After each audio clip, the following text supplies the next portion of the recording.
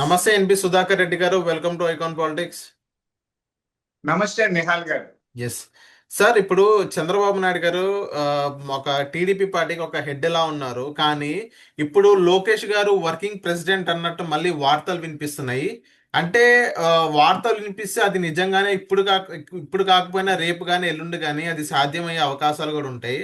అంటే ఏ ఉద్దేశంతో లోకేష్ గారికి వర్కింగ్ ప్రెసిడెంట్ ఇస్తారు సార్? ఇప్పుడు ముఖ్యమంత్రిని చేయడానికైనా లోకేష్ గారు వర్కింగ్ ప్రెసిడెంట్ ఇచ్చేది, చంద్రబాబు నాయుడు తర్వాత మరో వ్యక్తి టీడీపీలో పెద్ద దిక్కు ఎవరంటే అది లోకేష్ గారి పేరే వినిపిస్తుంది. అండ్ ఇప్పుడు వర్కింగ్ ప్రెసిడెంట్ వచ్చిన తర్వాత ఇప్పుడు దాదాపుగా కన్ఫర్మ్ అయినట్టే అని అంటారా?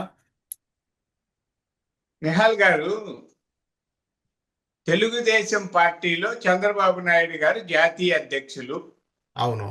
తర్వాత జాతీయ కమిటీ ఉంది. జాతీయ కమిటీలో కూడా ఉపాధ్యక్షులు, ప్రధాన కార్యదర్శులు, ఆ, ఇంకా కమిటీ ఉంటుంది. అలాగే రాష్ట్ర కమిటీలు ఉంటాయి. రెండు రాష్ట్రాలు, తెలంగాణ, ఆంధ్రప్రదేశ్. ఆంధ్రప్రదేశ్లో ఎక్కువ ఉంటాయి. ఇక్కడ ప్రెసిడెంట్లు, ఈ కమిటీలు ఉంటాయండి. వందల సంఖ్యలో కమిటీల్లో సభ్యులు ఉంటారు. కార్యవర్గము లేదా వివిధ హోదాల్లో ఉంటారు అనుకోండి. అందులో వర్కింగ్ ప్రెసిడెంట్ కూడా ఒక హోదానే. అంటే అధ్యక్షుడు, ఇప్పుడు మాకు చంద్రబాబు నాయుడు గారు ఉన్నారండి, ముఖ్యమంత్రిగా ఉన్నారు. ఆయన ఈ రాష్ట్రం యొక్క దశ దిశ మార్చే పనిలో పూర్తిగా నిమగ్నమై ఉన్నారు. అవును. గత 2014 ఆయన ముఖ్యమంత్రి అయినప్పుడు ఒక ముఖ్యమంత్రిగా పని చేసుకుంటూ పార్టీని కొద్ది విస్మరించడం వల్ల 2019లో జగన్మోహన్ రెడ్డి గారు గెలిచారన్న ఒక ఇది ఉందండి. ఒక అనుమానం అనండి, నిజమనండి, ఏదో అది ఉంది, ప్రచారంలో ఉంది. అది చంద్రబాబు నాయుడు గారు కూడా చాలా సందర్భాల్లో చెప్పారు. ఈసారి నేను కార్యకర్తలకు విలువిస్తాను, కార్యకర్తలే మనకు దేవుళ్ళు, కార్యకర్తే మనకి అధినేత అంటూ కూడా చంద్రబాబు నాయుడు గారు నిన్న చెప్పారు ఓకే. కడపలో. ఈ నేపథ్యంలో ఆయన బిజీగా ఉంటే ఇంకొంత చురుగ్గా కార్యకర్తల్ని, పార్టీని నడిపించడానికి ఒకవేళ వర్కింగ్ ప్రెసిడెంట్ అవసరమని ఆయన భావిస్తే లోకేష్ గారికి అవకాశం కల్పించవచ్చు. దాంట్లో పెద్ద తప్పు అదేం కాదు.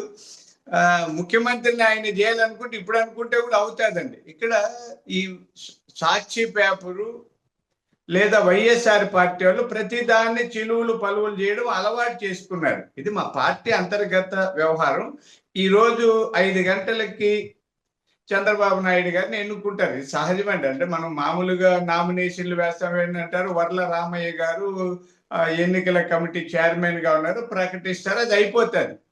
తర్వాత వర్కింగ్ కమిటీ లేదా వర్కింగ్ ప్రెసిడెంట్ గా లోకేష్ గారిని పెట్టుకునే అవకాశాలు ఉండొచ్చు. ఎందుకంటే కార్యకర్తల్లో ఎక్కువ మంది ఆ భావంలో ఉన్నారండి. అంటే సార్, ఇప్పుడు నాకు ఒక డౌట్ సార్. ఇప్పుడు లోకేష్ గారిని వర్కింగ్ ప్రెసిడెంట్ గా ఎన్నుకునే అవకాశం ఉంది అని ఇప్పుడు మీరు అంటున్నారు, కానీ లోకేష్ గారిని వర్కింగ్ ప్రెసిడెంట్ గా యాక్సెప్ట్ చేసే టీడీపీ వాళ్ళు ఉన్నారా సార్? టీడీపీలో నాయకులు ఉన్నారా లోకేష్ గారిని యాక్సెప్ట్ చేసి? ఎందుకంటే ఈ మాట ఎందుకు అంటున్నానంటే, సో వైఎస్ఆర్సీపీలో కానీ విపక్షాలు కానీ ఎవరైనా కానీ ఇప్పుడు లోకేష్ని యాక్సెప్ట్ చేసి అంత టీడీపీలోనే లోకేష్ని ఎవరు యాక్సెప్ట్ చేయరు అని అంటున్నారు. సో ఇప్పుడు మీరు లోకేష్ని యాక్సెప్ట్ చేసే యోచన ఉందంటారు. ఇప్పుడు స్వచ్ఛందంగా లోకేష్ గారిని యాక్సెప్ట్ చేస్తున్నారా, లేకపోతే బలవంతంగా యాక్సెప్ట్ చేస్తున్నారా? స్వచ్ఛందంగా యాక్సెప్ట్ చేస్తున్నారండి. రాష్ట్రంలో 99% కార్యకర్తలు లోకేష్ గారిని యాక్సెప్ట్ చేయాలి. అంటే ఒకటి అలా వ్యతిరేకులు ప్రతి చోట ఉంటాయి. ఎవరికైనా ఏ అంటే ఇప్పుడు నాయకుడికైనా మీ పార్టీలో వ్యతిరేకులు కూడా ఒకటి అర వ్యతిరేకత ఉందని అనుకోవచ్చా? ఒకటి అర. ఉంటారండి. అంటే ఓకే. ఎస్. వాటిని లెక్కలోకి తీసుకో. అంటే మీరు నేను గుడ్డిగా ఎవరు వ్యతిరేకించడం ఉంటాయండి. వ్యతిరేకించే వాళ్ళు ప్రతి వ్యవస్థలోనూ పార్టీలో ఉంటారు. అయితే మెజారిటీ చూస్తుంటాం. ఈడ మెజారిటీ కాదు, థంపింగ్ మెజారిటీ, ఎదురులేని మెజారిటీ ఉంది లోకేష్ గారికి. సార్, ఇప్పుడు ఆ ఒకటి అర వ్యతిరేకంలో మీరు ఉన్నారా లేరా? అది ఏందని మీరు భలే ఉంది. నేను తెలుగుదేశం పార్టీ విధి విధానాలు నచ్చే పేరున్న సైకాలజిస్ట్ అయిన నేను ఆ పార్టీలో చేరాను.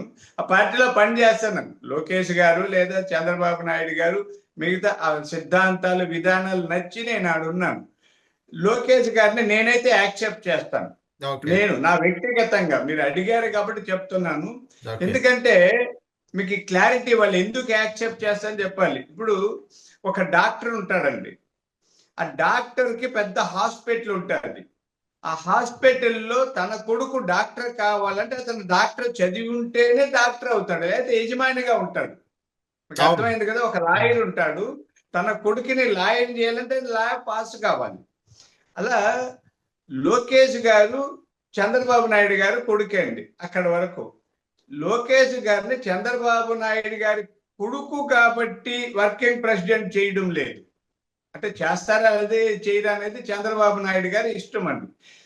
సమర్థ నాయకుడు మా పార్టీలో ఉన్న నాయకుల్లో సామర్థ్యాలు ఉన్నవారు, అందులో యువనేత. ఆయనకి అన్ని శక్తి సామర్థ్యాలు ఉన్నాయి, నైపుణ్యాలు ఉన్నాయి, ప్రజల్లో మమేకం అవుతున్నారు.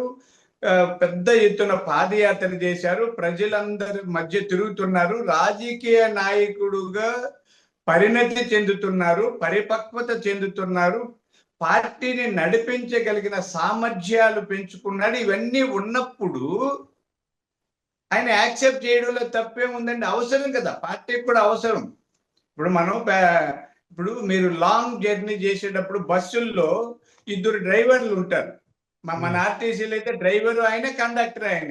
ఈయన అవును. పడుకున్నప్పుడు ఆయన డ్రైవ్ చేస్తుంటాడు, ఈయన టికెట్లు తీసుకుంటూ మళ్ళీ మీరు చూసింటారు బస్సుల్లో ప్రయాణం చేస్తూ కూడా. ట్రైన్ అయినా ఫ్లైట్ లో కూడా ఉంటారు ఆల్టర్నేటివ్. అలా పార్టీలో చంద్రబాబు నాయుడు గారితో పాటు సమర్థత కలిగిన లోకేష్ గారిని వర్కింగ్ ప్రెసిడెంట్ చేస్తే తప్పేమీ లేదు.